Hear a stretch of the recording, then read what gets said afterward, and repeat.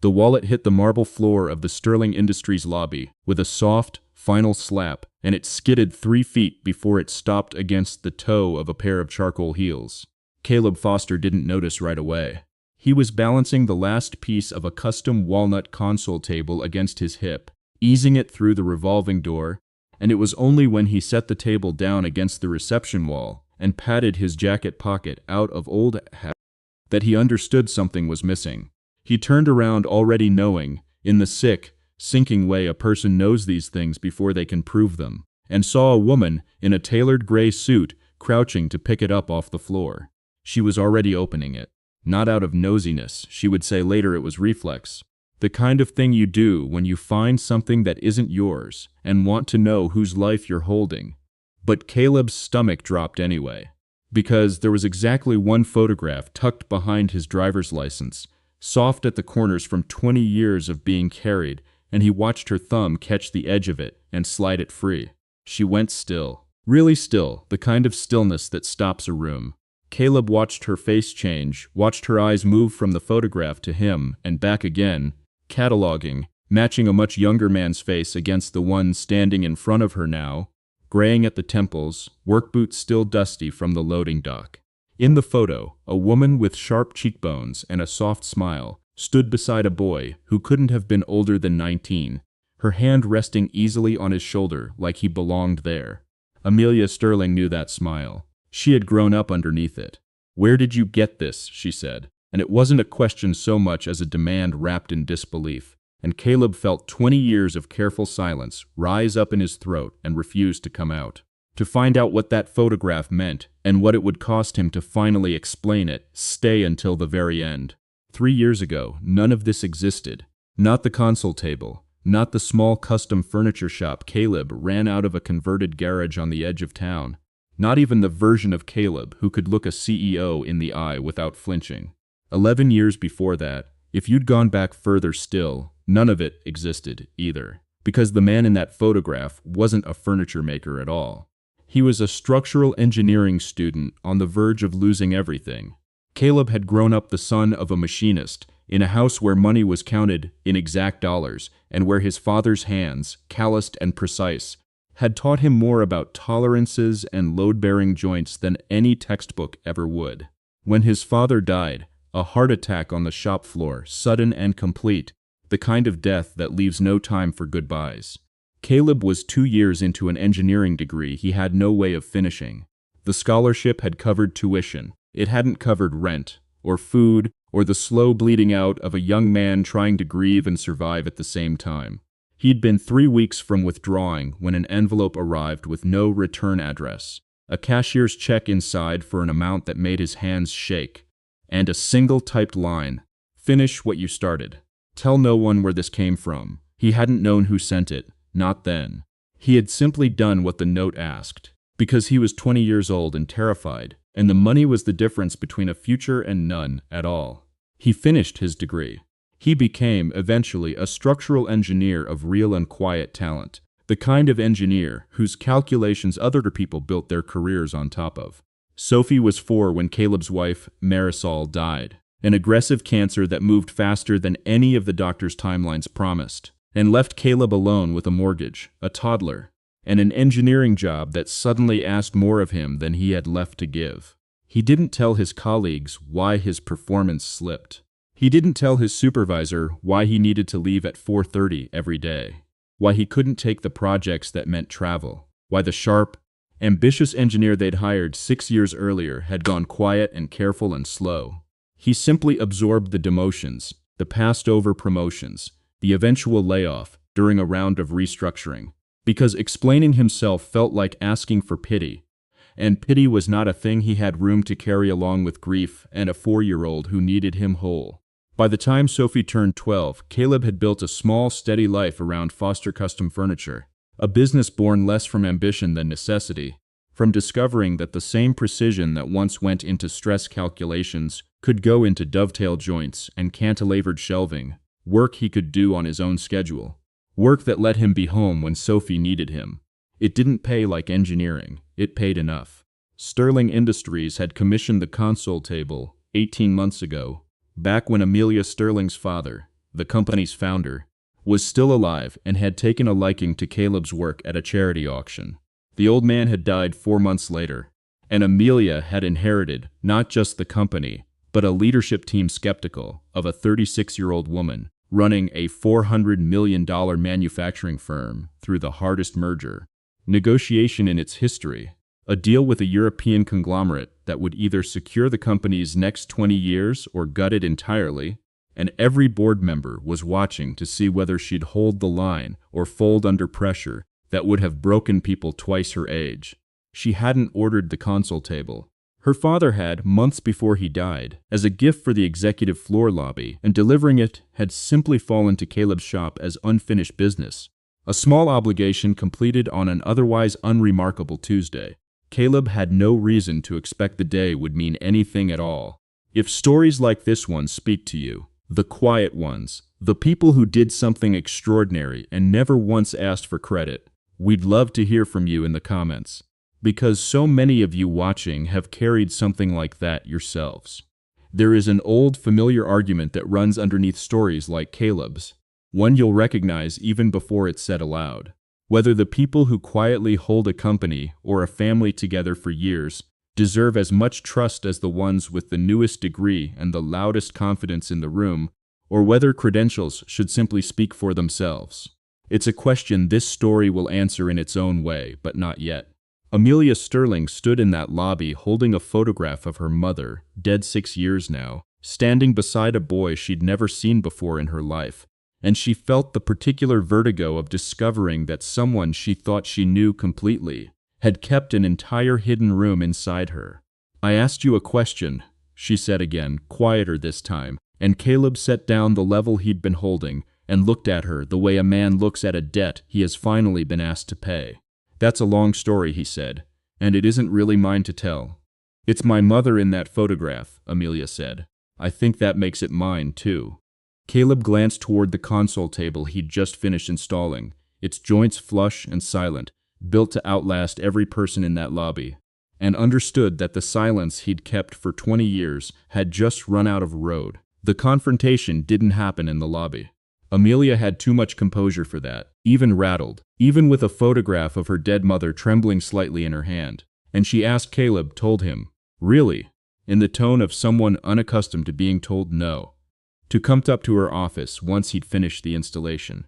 He came. He didn't see much choice in it. Her office occupied the northeast corner of the 40th floor, glass on 2 sides, a view of the harbor that made the whole city look like something built for display rather than living in. Amelia sat behind a desk that had belonged to her father, and gestured Cabes into a chair across from her. And for a long moment she simply looked at the photograph again, then at him, then back at the photograph, as though the two images refused to reconcile. "Her name was Margaret Sterling," she said. "You know that already, I assume, since you're standing in her son's chair, in her son's company, and you had a picture of her in your wallet for what looks like 20 years. "I know her name," Caleb said carefully. "I never met her more than the once." "Then explain to me why a man who claims to have met my mother exactly once has carried her photograph next to his driver's license for 2 decades. Caleb rehearsed a version of this conversation exactly 0 times, because he had never once imagined having it. He chose the plainest words he had. "Your mother did something for me a long time ago that changed the whole direction of my life. I don't have a right to talk about it without her permission, and she's not here to give it. So I'd rather not say anything than say it wrong." It was, to Amelia's ear, exactly the kind of answer a man gives when he's protecting something worse than a kindness. An affair, a debt, a secret her mother would never have wanted surfaced. Something that would tarnish the one parent Amelia had spent 6 years quietly grieving as flawless, because grief is easier that way. She had inherited a company under siege, a merger vote 9 weeks out, that would determine whether 4,000 employees kept their jobs. A board that treated her competence as a hypothesis rather than a fact. And now a stranger sitting across from her with her mother's face in his pocket and a locked jaw where an explanation should be. "I don't have patience today for a man who won't answer a direct question," she said, and her voice had gone flat and cold in the particular way of someone who has learned that anger is more useful when it's quiet. "You'll return the deposit for the console table. I'll have someone else finish any outstanding work. And I'd like you to leave the building." It was not, strictly, within her authority to cancel a contract her father had personally approved and already paid in full, and some distant, professional part of her knew that even as she said it. But she said it anyway. Because the alternative was sitting in that office, turning the photograph over in her hands while a stranger watched her unravel. And she would not give him that. Caleb stood. He didn't argue the contract. He didn't explain that walking out under those terms, without protest, would cost his small shop nearly a quarter of that year's revenue, would mean a leaner Christmas for Sophie, would mean picking up 2 extra commissions he didn't have time for. He simply nodded once, the way he'd nodded through a dozen worse dismissals over the years. A promotion given to someone else, a layoff delivered by a manager who couldn't meet his eyes, a grief nobody at his old engineering firm had ever bothered to ask about. And he left the way he always left these moments, quietly, and without asking anyone to see what it cost him. He didn't tell Amelia that Margaret Sterling's kindness had been the reason he became an engineer capable of the same precision he now built into custom shelving.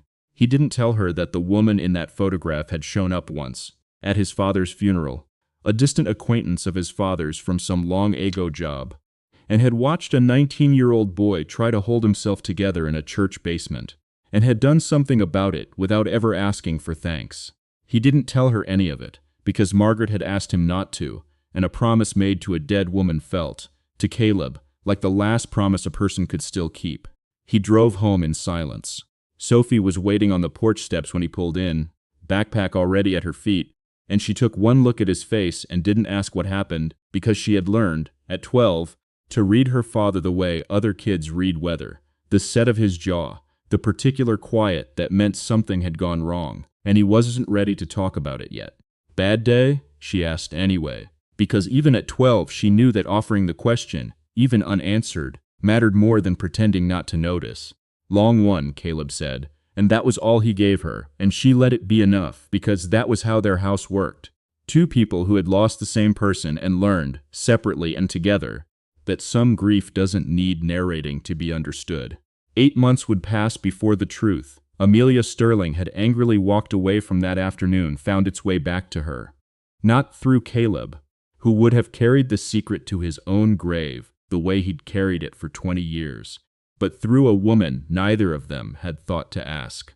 If you've ever been dismissed by someone who never gave you the chance to explain yourself, judged before anyone bothered to hear the whole story, tell us in the comments, because Caleb's silence in that office is a feeling more of you know than you'd think. Amelia didn't think about the photograph again for exactly 4 days, which was long enough to convince herself she'd handled the situation correctly, and then she opened the bottom drawer of her mother's old desk, the one she still hadn't fully cleared out. 18 months after inheriting the office, looking for a set of old contracts, and found a shoebox of letters instead. Most were ordinary. Correspondence with old friends, a few notes from her father in his younger, less guarded handwriting, holiday cards from people whose names meant nothing to Amelia anymore. But near the bottom, in an envelope that had clearly been opened and resealed many times, she found a single sheet of paper in her mother's handwriting, a draft of something, crossed out and rewritten twice, that read, "Finish what you started. Tell no one where this came from." It was the exact phrase Caleb had quoted, without knowing she'd ever see the source, in the version of the story he hadn't told her.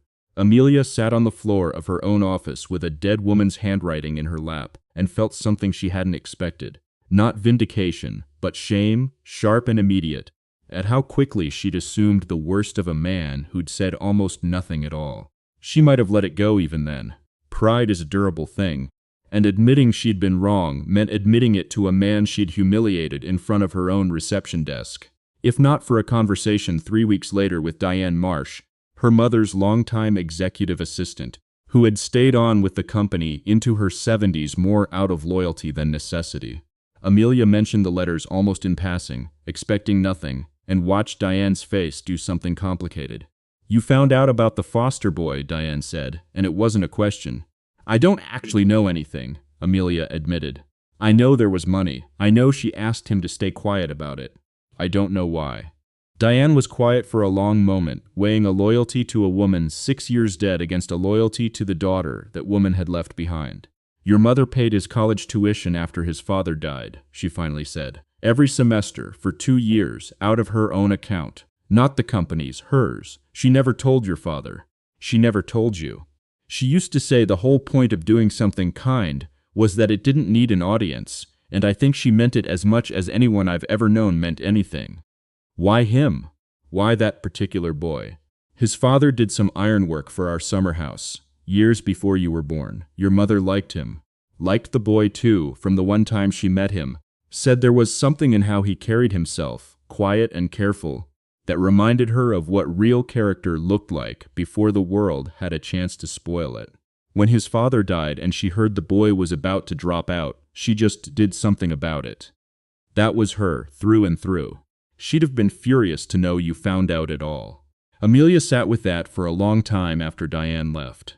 It reframed not just Caleb but her mother, revealed a private, unwitnessed generosity that had nothing to do with the version of Margaret Sterling that got written into company histories and charity gala programs. The version that was polished and public and safe.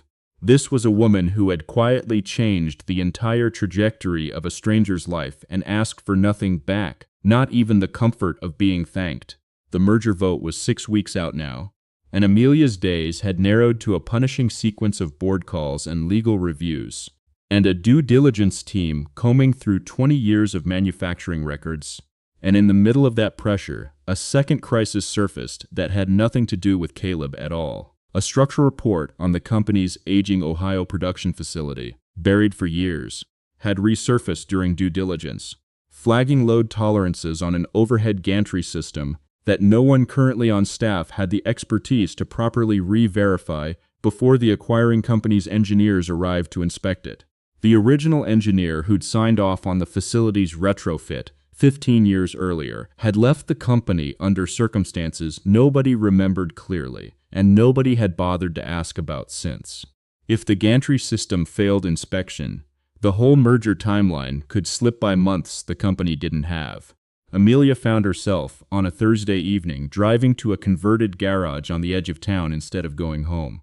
Caleb was in the workshop when she arrived, sanding the edge of a cabinet door under a single hanging lamp, and he looked up with the particular caution of a man who has learned not to expect good news from unexpected visitors. "I read the letters," Amelia said, before he could say anything at all. "I know what my mother did for you. I owe you an apology, and I think I'd also need your help with something only an engineer with your specific background could actually solve, and I have no right to ask, given how our last conversation went." Caleb set down the sandpaper. He didn't say "I told you it wasn't mine to explain," though he could have. He didn't ask what had changed her mind, though he wanted to. He simply looked at her the way his father used to look at a piece of steel, before deciding whether it could bear the load being asked of it, and said, "What kind of gantry system?" Amelia would think, months later, that this was the exact moment everything between them actually began. Not the wallet, not the photograph, but this. A woman finally asking the right question, and a man finally being asked one worth answering. She offered him money that night, a consulting fee well above market rate, an apology dressed up as generosity, because she didn't yet know how to offer one without it. Caleb turned down the number twice before naming his real condition, quiet and unshowy the way everything about him was. Not payment, but acknowledgement that if he came in and fixed what 15 years of silence had let go wrong, it would be under his own name, on the record, the way it should have been the first time 20 years ago. 1 month later, an ordinary Thursday afternoon at the Ohio facility would put that condition to its hardest test, in front of exactly the people who had once decided a man like Caleb Foster wasn't worth listening to. The inspection team from the acquiring company arrived on a gray Thursday in early autumn, 6 engineers and 2 attorneys and a translator, walking the Ohio plant floor with tablets and torque wrenches and the particular skepticism of people paid to find reasons a deal shouldn't close. Amelia had insisted, over the quiet objection of 2 of her own board members, that Caleb lead the technical walkthrough of the gantry retrofit rather than the firm's current junior engineering staff, none of whom had the original specifications memorized the way Caleb, it turned out, still did.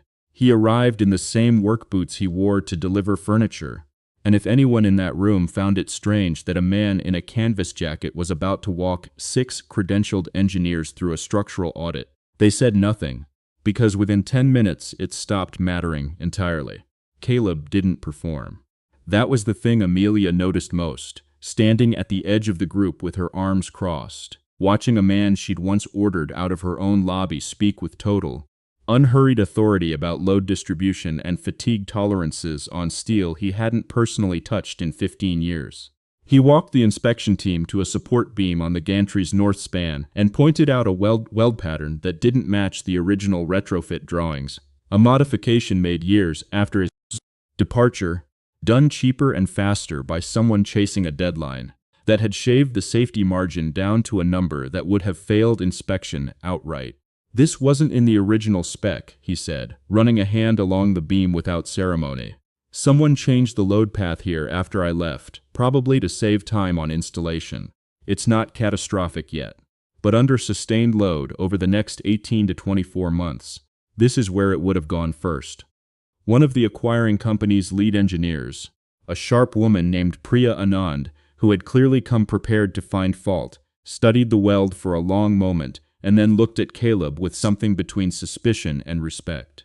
You designed the original retrofit. I did.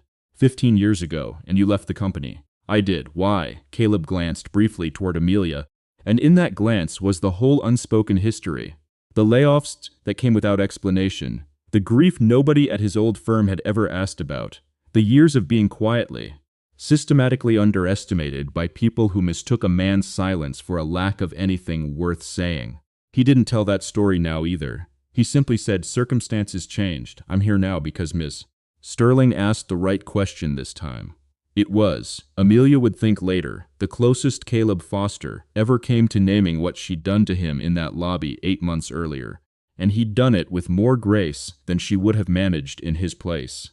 The correction took 11 days and cost the company a figure just under $200,000, a fraction of what a failed inspection, or, worse, an actual structural failure 18 months into the merger would have cost. And Priya Anand's final report noted, in language dry enough for a due diligence file, but pointed enough for anyone paying attention, that the retrofit correction reflected engineering judgment of a caliber not currently represented on staff. The report went to the board. The board, several of whom had spent the last 8 months quietly questioning whether Amelia had the seasoning to run a merger this size, read that line more than once. It was in the same week that Diane Marsh, watching all of this unfold, with the particular satisfaction of someone who'd waited a long time to see it, finally told Amelia the rest of what she knew, that the engineer who'd originally left the company 15 years ago, whose name had quietly disappeared from the retrofit documentation not long after his departure, hadn't resigned at all. He'd been let go during a round of restructuring under a director who valued engineers willing to work 80-hour weeks over ones who needed to leave by 4:30 for reasons no one had bothered to ask about, and his name had been stripped from the project records not through malice exactly, but through the ordinary, unremarked upon erasure of a man who never once made noise about being erased. Amelia sat with that information for a long night, turning over what it meant that a company her father built, a company she was now fighting to protect, had once quietly discarded the very engineer whose judgment was now saving the deal, and had done it, in part, because Caleb had been too proud, or too private, or too devoted to protecting Sophie from ever knowing her father had been treated as disposable, to say a single word in his own defense. There's a particular argument that comes up whenever a story like this one gets told, whether a man like Caleb should have spoken up years ago, forced the company to reckon with what it was losing, or whether staying quiet, protecting his daughter from the mess of a fight he might have lost anyway, was the harder and more honest choice all along. There's no clean answer to it. Caleb never seemed to think there was one worth arguing over out loud. What was left now wasn't a technical problem. It was a decision only Amelia could make, and she made it 3 days before the board's final merger vote, in a meeting she called specifically to correct a 15-year-old record and a much more recent mistake of her own. One that would either cost her nothing at all, or cost her exactly as much pride as it took to say, in front of the people who mattered most, that she had been wrong twice about the same man and intended to fix both. 2 weeks would pass before that meeting's consequences fully reached the people who'd have to live with them. Caleb, Sophie, and a company about to learn, publicly, whose name should have been on that retrofit all along. The board meeting where Amelia corrected the record was, by design, not a small or private affair. She'd insisted the acquiring company's engineering team be present, along with the 2 board members who'd spent 8 months quietly doubting her, along with Diane Marsh, who sat in the back with the particular stillness of a woman finally watching an old debt get paid. Caleb hadn't wanted to come at all. He'd said as much, plainly, in the workshop 3 nights earlier, that public credit had never been the thing he was after. But Amelia had asked him to be there anyway, not for the company's benefit, but because some corrections need a witness to be real. She kept it short. She told the room that the gantry retrofit 15 years ago had been designed by an engineer named Caleb Foster, whose name had been quietly dropped from the company's records after restructuring that never should have let him go, and that the correction which had just saved the merger's timeline and roughly $200,000 had been made by the same man under his own name for the first time since. She didn't dress it up. She didn't need to. Priya Anand, sitting with the acquiring company's delegation, gave a small, approving nod that did more for the room's opinion than any speech could have. Then Amelia did the thing that cost her something real. She recommended, over the objection of one board member who called it an unbudgeted gesture, that the company formally offer Caleb a senior engineering consultancy retroactive to his original departure date, with full back recognition in the corporate record, and a title on the current project he'd just saved. It would have been the easy, showy kind of restoration, a big number, a plaque, a press release about righting an old wrong. Caleb turned most of it down.